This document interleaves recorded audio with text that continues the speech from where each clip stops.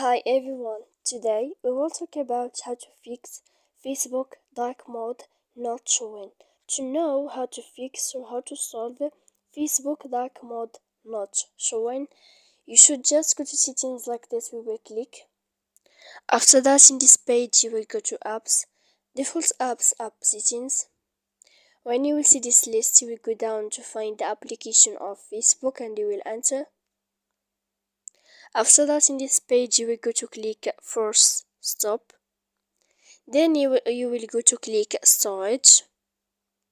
When you will end this, you will click here clear cache, and after that you will go to click clear data. And when you will end this, you can turn off your phone. So please don't forget to support us by like and subscribe. See you next time in another video.